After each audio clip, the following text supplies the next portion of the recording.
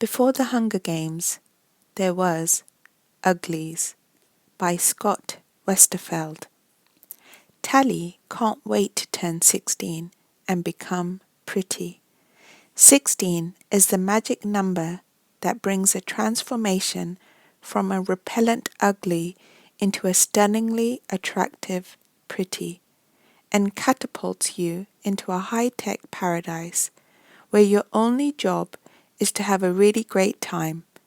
In just a few weeks, Tally will be there.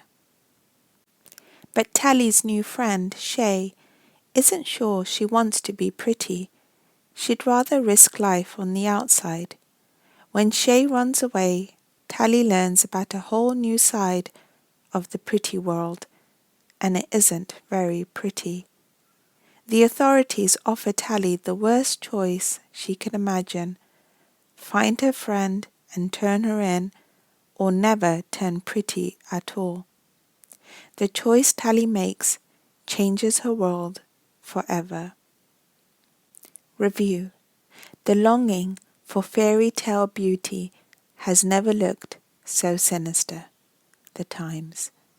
Fast-paced, exciting, and thought-provoking. The Bookseller. Action-packed and strikingly well-written, it shows searing intelligence about the nightmare children may inherit. Amanda Craig, Best Books. The novel, written by Scott Westerfeld, was shaped by a series of email exchanges between himself and Ted Chiang about his story, Liking What You See, a documentary. Part 1. Turning Pretty. Is it not good to make society full of beautiful people? A quote in the New York Times by Yang Yuan. New Pretty Town. The early summer sky was the color of salmon pink. Any other summer, a sunset like this would have been beautiful, but nothing had been beautiful since Paris turned pretty. Losing your best friend sucks, even if it's only for 3 months and 2 days. Tally Youngblood was waiting for darkness. She could see New Pretty Town through her open window. The party towers were already lit up, and snakes of burning torches marked flickering pathways through the pleasure gardens. A few hot air balloons pulled at their tethers against the darkening pink sky, their passengers shooting safety fireworks at other balloons and passing parasailers. Laughter and music skipped across the water like rocks thrown with just the right spin, their edges just as sharp against Tally's nerves.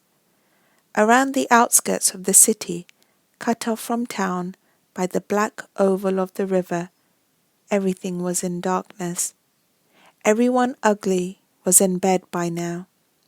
Tally took off her interface ring and said, "Good night."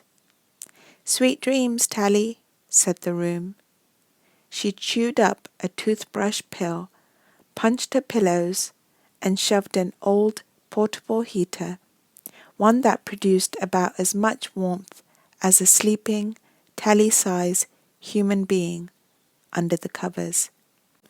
Outside, with the night finally turning coal black above her head, Tally instantly felt better. Maybe this was a stupid plan, but anything was better than another night awake in bed, feeling sorry for herself. On the familiar leafy path down to water's edge, it was easy to imagine Paris stealing silently behind her, stifling laughter, ready for a night of spying on the new pretties. Together, she and Paris had figured out how to trick the houseminder back when they were 12, when the 3-month difference in their ages seemed like it would never matter. "Best friends for life," Tally muttered, fingering the tiny scar on her right palm.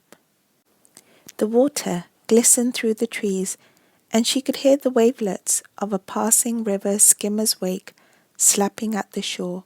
She ducked, hiding in the reeds. Summer was always the best time for spying expeditions. The grass was high, it was never cold, and he didn't have to stay awake through school the next day. Of course, Paris could sleep as late as he wanted now, just one of the advantages of being pretty.